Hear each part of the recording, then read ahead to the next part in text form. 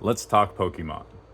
And I will say, I don't entirely remember when or like what was in this box. I think it was just like a normal booster pack or something, but it might have been a theme deck. But really, to be honest, this looks like a booster box.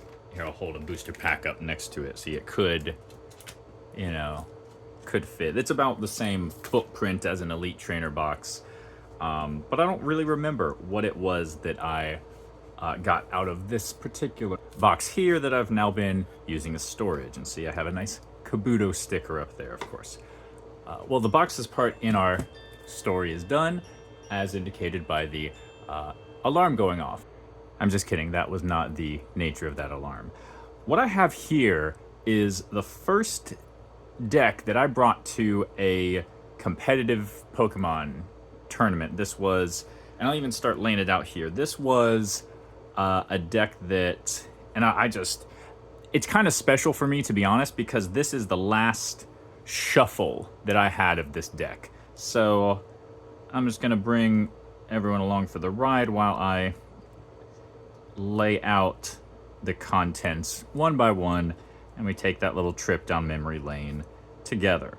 So this deck was Blaine's Arcanine, something that a friend of mine, shout out to him, I'll send him this link, gave me a list of. And at the time, it was, of course, just a handwritten list on a notepad of like some deck description. This was when the meta was just things kids read from physical magazines. It wasn't really internet based yet. But hang on, I'm not doing this in a good order. But that's what it was at the time. So this was the deck that a friend of mine was like, hey, you know, the local regional tournament is coming up, and you know, here's a deck that I think you could do well with. He's like, he thought it suited me or something, and he happened to be running a Feraligatr deck. I didn't think that was any kind of shady sort of thing on his part. I thought it's like, oh, it's a coincidence. He's playing water deck, I'm playing fire. That's like, you know, just the nature of it.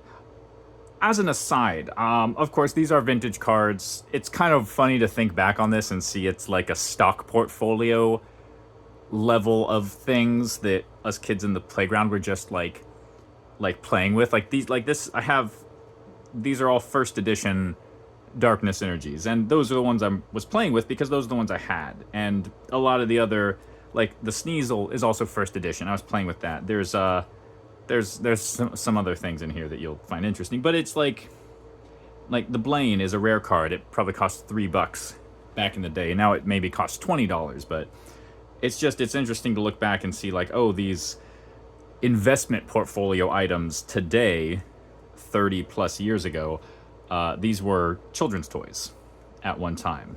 It's interesting. I guess the folks at Disney Collectibles know that better than I do. Why do I have a water energy in a fire deck? That might not belong here entirely.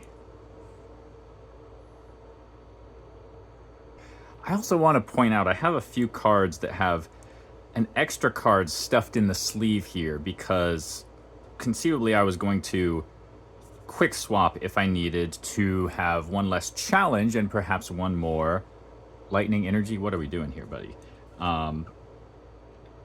Yeah.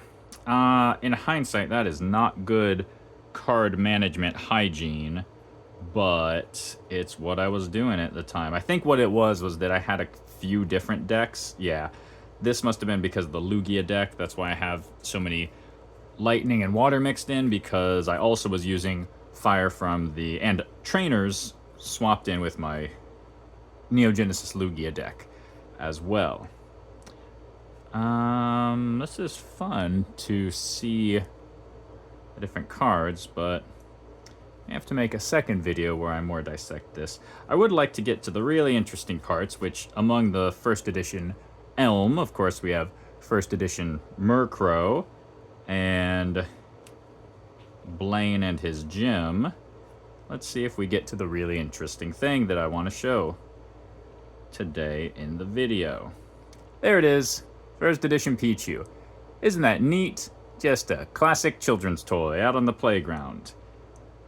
Nothing to see there, folks. And of course, Rocket's Moltres. That's one of my favorites. But basically, I had a bunch of cards in here. Blaine's Arcanine, naturally, star of the show. That's the win condition. I had a few of these cards that were just like blockers, basically, to eat away at prizes. Like Sneasel is amazing. It's a powerhouse. Baby Pokemon to stall. And a couple others like Rocket's Moltres or Houndoom to really eat away at the opponent while I get towards that win condition of evolving Blaine's Growlithe into Blaine's Arcanine. But we're coming up on the end. See more baby Pokemon for the stall. Another random lightning energy. So anyway, that's my Blaine's Arcanine deck. Here I'm going to look through the cards, kind of see who's in what condition, probably pop them into my book for collection value, but I think obviously the shiniest ones here, the fun ones, are the Blaine's Arcanine, Rocket's Moltres. I really liked and the first edition Pichu. I really liked the Rocket's Moltres when it came out because it was like mind-blowing because we already had Blaine's cards. We had Blaine's Moltres in the set, and then Rocket's Moltres, and it was like, whoa, more than one of the same Pokemon? That's wild. And those Gym Heroes and Gym Challenge were the first time that did that. And then it was also the double narrative of like the anime side of like, whoa, Team Rocket got a Moltres? Whoa, that's so cool.